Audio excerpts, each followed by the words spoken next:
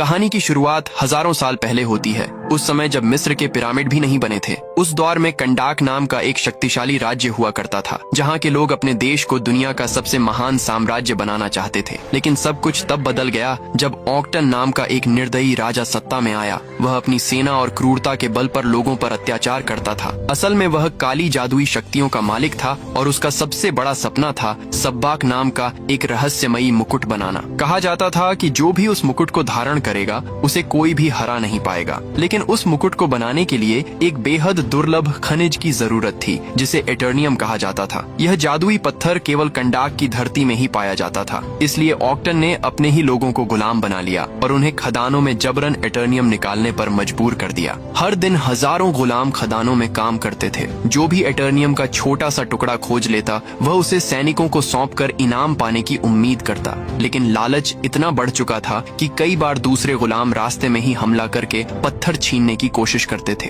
ऐसे ही एक दिन याओ नाम का एक गुलाम एटर्नियम का टुकड़ा लेकर भाग रहा था, जबकि कई लोग उसका पीछा कर रहे थे। तभी हारू नाम का एक बहादुर लड़का उसकी मदद करता है और उसे सुरक्षित सैनिकों तक पहुंचा देता है। याओ को लगता है कि अब उसे उसका इनाम मिलेगा, लेकिन सैनिक अचानक उसके पेट में तलवार घोंप देता है और उसे चट्टान से नीचे फेंक देता है। यह भयानक दृश्य देखकर हारू पूरी तरह हिल जाता है। उसका पिता तुरंत उसे वहां से दूर ले जाता है, लेकिन हारू के मन में एक बात हमेशा से थी। वह अपने लोगों को इस गुलामी से आजाद कराना चाहता था। उसके पिता उसे समझाते हैं कि उससे पहले भी कई लोगों ने विद्रोह करने की कोशिश की थी और सभी मौत के घाट उतार दिए गए थे। फिर भी हारू हार मानने वाला नहीं था। उसे विश्वास था कि अगर लोग एकजुट हो जाएं तो इस अत्याचार का अंत किया जा सकता है। एक दिन हारू अचानक सैनिकों के सामने पहुंच जाता है। वह उनके हाथ से एटर्नियम का टुकड़ा छीन लेता है और उसी से पत्थर पर आजादी का प्रतीक चिन्ह बना देता है। यह दृश्य देखते ही लोगों के अंदर वर्षों से दबा हुआ विद्रोह जाग उठता है। पहली बार उन्हें लगता है कि वे भी अपनी किस्मत बदल सकते हैं। लेकिन राजा ऑक्टन समझ जाता है कि यह छोटी सी चिंगारी आगे चलकर भयानक आग बन सकती है। इसलिए वह आदेश देता है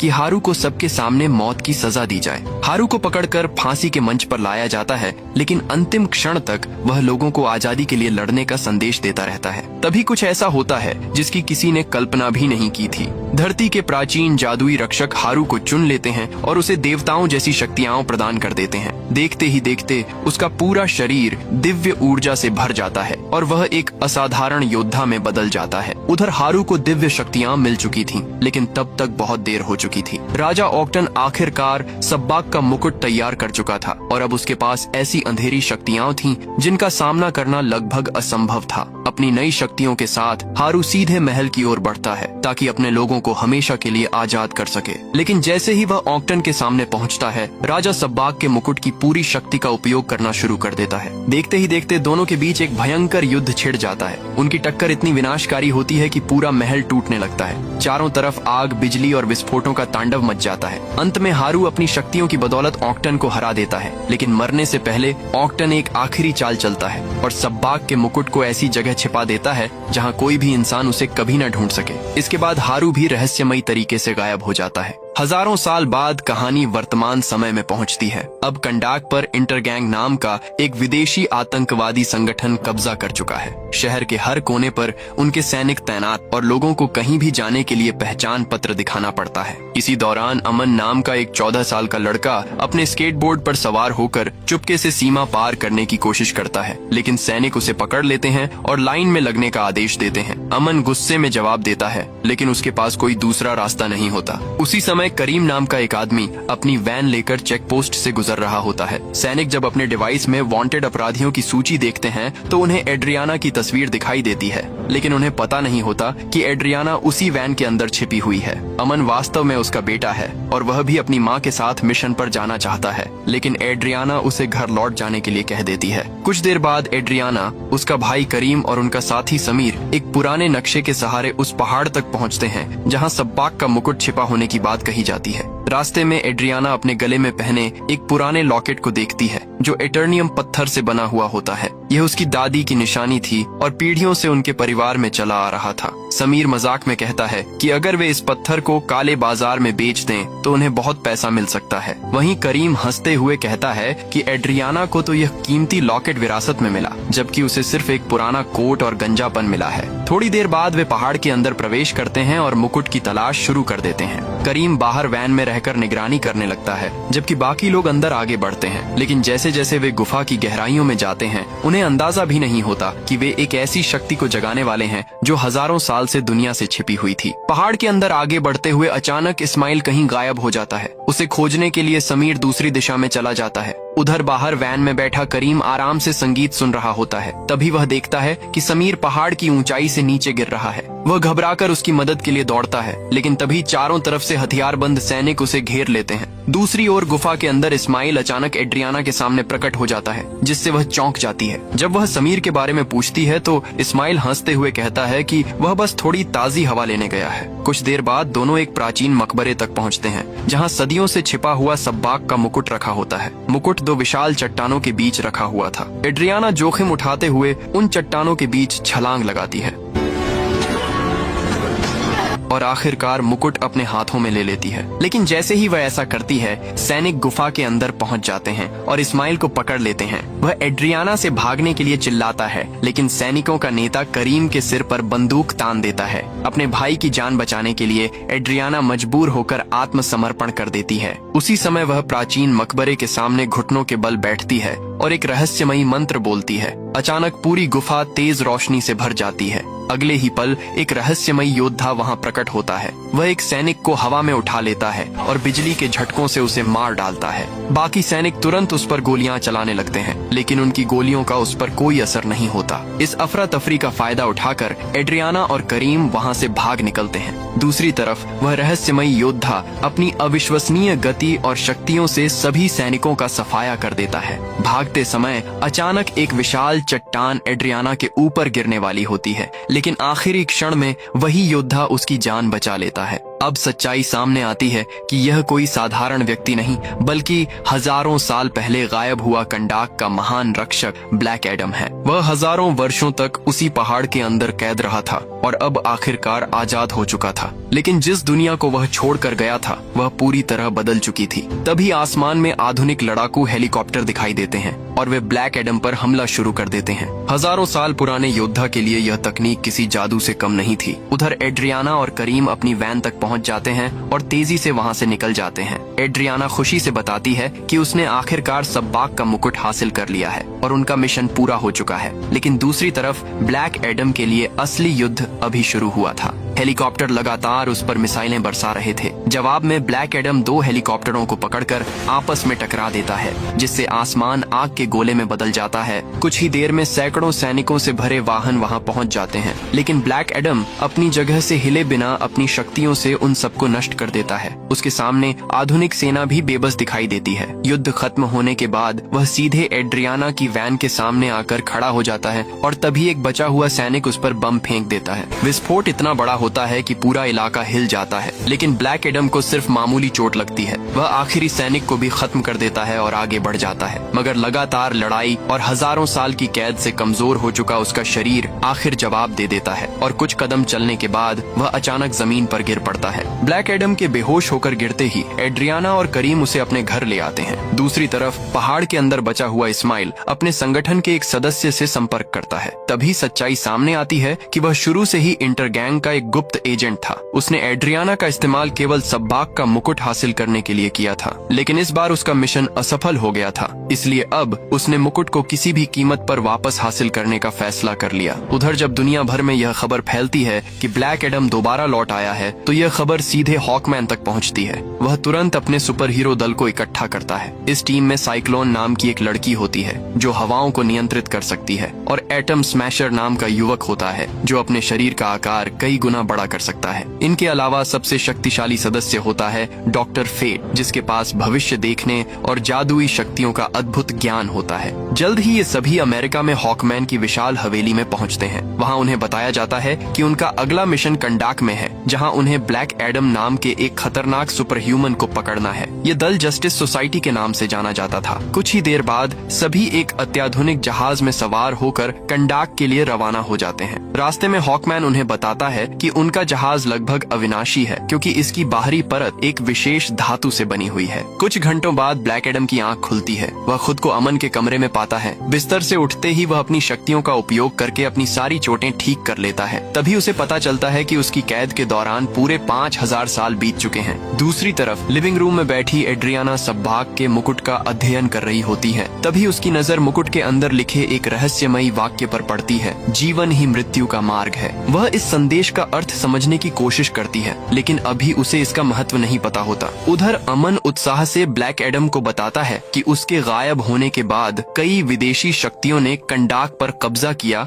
और लोगों को गुलाम बनाकर रखा, लेकिन कंडाक के लोगों ने उसकी याद में एक विशाल मूर्ति बनाई क्योंकि उन्हें विश्वास था कि एक दिन वह लौटकर उनकी रक्षा करेगा। ये सब सुनने के बाद भी ब्लैक एडम शांत स्वर में कहता है कि वह कोई नायक नहीं है। इतना कहकर वह कमरे की दीवार तोड़ देता है और बाहर निकल जाता है। अब वह इस नई दुनिया को अपनी आंखों से देखना चाहता था। अमन चुपके से उसके पीछे निकल पड़ता है। दूसरी तरफ जस्टिस सोसाइटी का जहाज कंडाक के करीब पहुंच चुका था। रास्ते में डॉक्टर फेट अपनी टीम को ब्लैक एडम को पकड़ने की योजना समझाता है। वह बताता है कि अगर किसी तरह ब्लैक एडम से शजाम शब्द बुलवा दिया जाए तो उसकी सारी शक्तियां उससे अलग हो जाएंगी और उसे आसानी से कैद किया जा सकेगा। इसी दौरान अमन एक सैनिक का रेडियो चुरा लेता है और पूरे शहर में संदेश भेज देता है कि कंडाक का रक्षक वापस आ चुका है। ये सुनते ही सैनिक उसके पीछे पड़ जाते हैं। अमन अपने स्केटबोर्ड की मदद से उनसे बचने की कोशिश करता है और हाथों से एक विशेष त्रिकोण बनाकर ब्लैक एडम को संकेत देने की कोशिश करता है, लेकिन कुछ ही पलों में सैनिक उसे पकड़ लेते हैं और गिरफ्तार कर लेते हैं। उसकी माँ एड्रियाना तुरंत वहाँ पहुँचती है और किसी तरह उसे छुड़ाने में सफल हो जाती है, मगर तभी सैनिकों को पता चल जाता है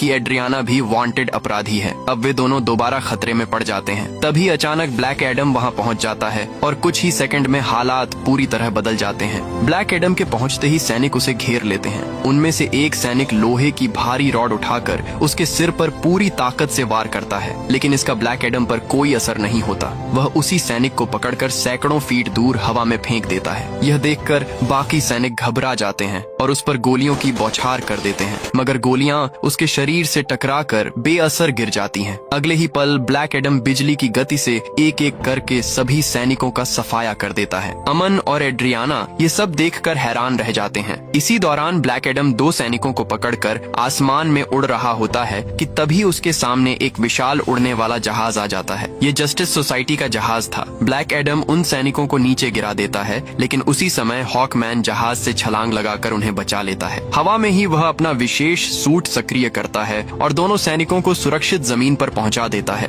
लेकिन उसकी यह बहादुरी ज्यादा देर तक काम नहीं आती क्योंकि ब्लैक एडम तुरंत बिजली का हमला करके दोनों सैनिकों को खत्म कर देता है। कुछ ही क्षणों बाद डॉक्टर फेट भी वहां पहुंच जाता है। वह शांत स्वर में ब्लैक एडम से आत्मसमर्पण करने के लिए कहता है, लेकिन ब्लैक एडम गर्व से जवाब देता है कि मरने से पहले वह एक गुलाम था और अब वह एक देवता के रूप में दोबारा जन्म ले चुका है, इसीलिए वह कभी किसी के सामने नहीं झुकेगा। ये सुनकर डॉक्टर फेट अपनी शक्तियों का इस्तेमाल करता है और ब्लैक एडम के सामने 5000 साल पुरानी कंडाक की छवि बना देता है। अपने पुराने शहर को देखकर ब्लैक एडम कुछ पलों के लिए भावुक और स्तब्ध हो जाता है। इसी मौके का फायदा उठाकर हॉकमैन उस पर एक शक्तिशाली हमला कर देता है। अचानक हुए इस हमले से ब्लैक एडम क्रोधित हो उठता है। वह हॉकमैन को बिजली के शक्तिशाली झटके देता है और उसे आसमान में घसीटते हुए बेरहमी से पीटने लगता है। तभी डॉक्टर फेट बीच में आकर ब्लैक एडम को जमीन पर पटक देता है। अब साइक्लोन और एटम स्मैशर भी लड़ाई में शामिल हो जाते हैं। साइक्लोन अपनी शक्तियों से एक विशाल बवंडर खड़ा कर देती है और उसके अंदर लोहे की कई छड़ें घुमाकर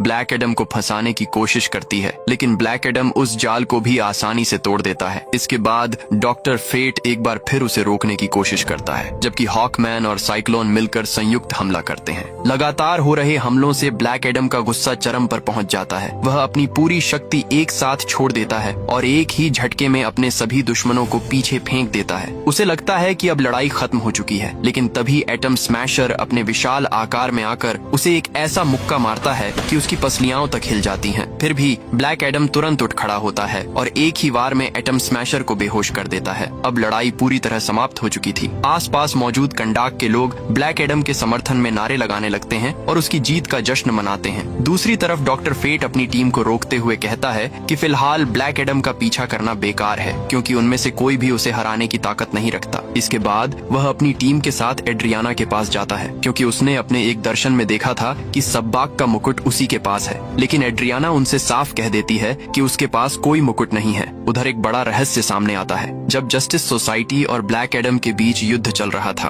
उसी दौरान अमन चुपके से सब्बाक का मुकुट उठा चुका था और उसे अपने बैग में छिपाकर घर ले आया था। अब जबकि सभी लोग मुकुट की तलाश में थे, किसी को भी अंदाजा नहीं था कि वह वास्तव में अमन के पास सुरक्षित रखा हुआ है। वहीं एड्रियाना आखिरकार जस्टिस सोसाइटी के साथ ब्लैक एडम के पुराने महल की ओर जाने के लिए तैयार हो जाती है, जहां उसे उम्मीद थी कि उसे उसके अतीत और उसकी असली कहानी के बारे में कुछ महत्वपूर्ण सच्चाइयां पता चलेंगी। ब्लैक एडम की असली कहानी सुनकर सभी लोग कुछ देर के लिए चुप हो जाते हैं। टेथ एडम बताता है कि उसका बेटा हिरुत ही असली चैंपियन था, जिसे देवताओं ने शक्तियां दी थीं। लेकिन जब राजा ऑक्टन ने उसके परिवार को बंधक बना लिया, तब हिरुत ने अपने पिता की जान बचाने के लिए अपनी सारी शक्तियां उसे दे दी। दुर्भाग्य से उसी क्षण एक तीर उसके सीने में आकर लगा और उसकी मौत हो गई। अपने बेटे की लाश देखकर टेथ एडम पूरी तरह टूट गया और उसके भीतर ऐसा क्रोध पैदा हुआ जिसने पूरे महल को तबाह कर दिया। अब उन्हें समझ आ चुका था कि वह कोई जन्मजात राक्षस नहीं था, बल्कि एक ऐसा पिता था जिसने अपने बेटे को खोने के बाद गुस्से में पूरी दुनिया से बदला लेना चाहा। यही कारण था कि दुनिया उसे हीरो नहीं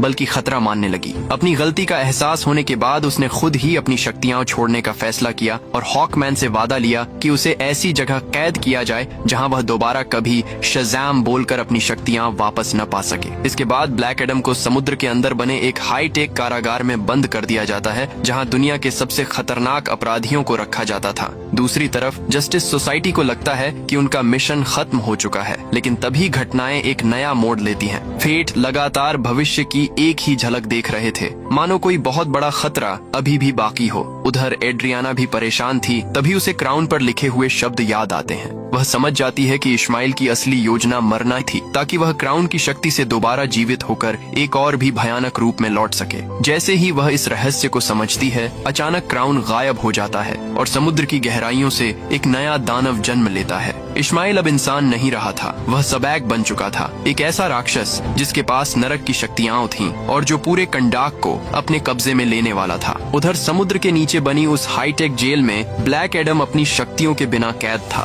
तभी डॉ फेट का संदेश उसके पास पहुंचता है और वह समझ जाता है कि कंडाक एक बार फिर विनाश के कगार पर खड़ा है। जेल के गार्ड उसे रोकने की कोशिश करते हैं, लेकिन टेथ एडम बिना अपनी शक्तियों के भी बेहद खतरनाक था। वह सभी गार्ड्स को हराकर समुद्र में छलांग लगा देता है और तेजी से कंडाक की ओर बढ़ता है। फेट और सबैक की भयानक लड़ाई जारी रहती है। फेट अपनी पूरी शक्ति झोंक देता है, लेकिन सबैक की अंधेरी ताकत लगातार बढ़ती जा रही थी। आखिरकार सबैक एक घातक हमला करता है, जिससे फेट बुरी तरह घायल हो जाता है। जब हॉकमैन अपने दोस्त तक पहुंचता है, तब तक बहुत देर हो चुकी होती है। फेट मुस्कुराते हुए अपने दोस्त को आखिरी बार देखता है और फिर हमेशा के लिए इस दुनिया को अलविदा कह देता है। फेट की मौत के बाद सबैक कंडाक के सिंहासन पर बैठ जाता है और अपनी पूरी शक्ति का इस्तेमाल करते हुए नरक के द्वार खोल देता है। देखते ही देखते हजारों भयानक दानव और ज़ॉम्बी शहर में फैल जाते हैं और आम लोगों पर हमला करने लगते हैं। पूरे शहर में चीख पुकार मच जाती है, लेकिन इस बार कंडाक के लोग डरकर भागते नहीं हैं। एड्रियाना और करीम लोगों को हिम्मत देते हैं और लड़ने के लिए प्रेरित करते हैं। अमन भी शहर के लोगों को एकजुट होने का संदेश देता है। तभी अचानक समुद्र की दिशा से एक जोरदार बिजली आसमान को चीरती हुई दिखाई देती है। अगले ही पल ब्लैक एडम वापस लौटता है। वह पूरे आत्मविश्वास के साथ शज़म बोलता है और उसकी सारी दिव्य शक्तियां फिर से उसके शरीर में लौट आती। अब अंतिम युद्ध शुरू होने वाला था, जिसमें कंडाक की किस्मत तय होनी थी। ब्लैक एडम के वापस आते ही पूरे युद्ध का रुख बदल जाता है। सबैक समझ चुका था कि अब उसका सामना किसी साधारण दुश्मन से नहीं, बल्कि अपने सबसे बड़े प्रतिद्वंद्वी से होने वाला है। अपनी ताकत दिखाने के लिए वह सबसे पहले हिरुत की विशाल प्रतिमा को गिरा देता है। वह प्रतिमा सीधे अमन की ओर गिर रही थी और ऐसा लग रहा था कि अब उसका बचना नामुमकिन है। लेकिन ठीक आखिरी क्षण में ब्लैक एडम बिजली की गति से पहुंचता है और अमन को सुरक्षित बाहर निकाल लेता है। यह देखकर कंडाक के लोगों के अंदर एक नई उम्मीद जाग जाती है। इसके बाद ब्लैक एडम और सबैक आमने सामने आ जाते हैं। शुरुआत में दोनों बराबरी की लड़ाई लड़ते हैं, लेकिन धीरे धीरे सबैक अपनी शैतानी शक्तियों का पूरा इस्तेमाल करने लगता है और ब्लैक एडम पर भारी पड़ने लगता है। स्थिति को बिगड़ता देखकर हॉकमैन भी लड़ाई में शामिल हो जाता है, लेकिन सबैक एक शक्तिशाली वार करके हॉकमैन को गंभीर रूप से घायल कर देता है। ये वही पल था जिसकी भविष्यवाणी फेट ने पहले ही देख ली थी। हालांकि इस बार किस्मत कुछ और ही चाहती थी। हॉकमैन असली शरीर से नहीं लड़ रहा था। फेट के जादुई हेलमेट की मदद से उसके कई भ्रमित करने वाले प्रतिरूप बनाए गए थे। सबैक कुछ समय के लिए भ्रमित हो जाता है और यही मौका ब्लैक एडम को मिल जाता है। वह अपनी पूरी शक्ति एक ही जगह केंद्रित करता है, फिर बिजली की तरह आगे बढ़कर सबैक को पकड़ लेता है। कुछ ही क्षणों बाद वह अपनी अपार ताकत से सबैक के शरीर को 2 हिस्सों में चीर देता है। जैसे ही सबैक मरता है, उसकी सारी अंधेरी शक्ति खत्म हो जाती है। नरक से आए सभी ज़ॉम्बी और दानव भी उसी क्षण गायब हो जाते हैं। पूरे कंडाक में जीत की खुशी फैल जाती है और लोग अपने रक्षक के नाम के नारे लगाने लगते हैं। अब वर्षों बाद कंडाक सचमुच आजाद था। सबैक की हार के बाद पूरे कंडाक में जश्न का माहौल बन जाता है। दूसरी तरफ हॉकमैन भी ब्लैक एडम के पास आता है। शुरुआत में दोनों एक दूसरे के दुश्मन थे और उनकी सोच बिल्कुल अलग थी। दोनों एक दूसरे की ओर हाथ बढ़ाते हैं और दुश्मनी की जगह सम्मान ले लेता है। उधर फेट की कुर्बानी को कोई नहीं भूल पाता। जिस हेलमेट ने हजारों वर्षों तक उसे शक्तियां दी थीं, वह अपना काम पूरा करने के बाद धीरे धीरे गायब होने लगता है। जस्टिस सोसाइटी के सभी सदस्य अपने खोए हुए साथी को याद करते हैं। अब जस्टिस सोसाइटी के पास ब्लैक एडम को गिरफ्तार करने की कोई वजह नहीं बची थी, इसलिए वे अपना मिशन खत्म करके वापस अमेरिका लौटने का फैसला करते हैं। जाते समय हॉकमैन ब्लैक एडम से कहता है कि अगर भविष्य में दुनिया को उसकी जरूरत पड़ी तो वे फिर मिलेंगे। इसी के साथ ब्लैक एडम की यह महाकाव्य कहानी समाप्त होती है।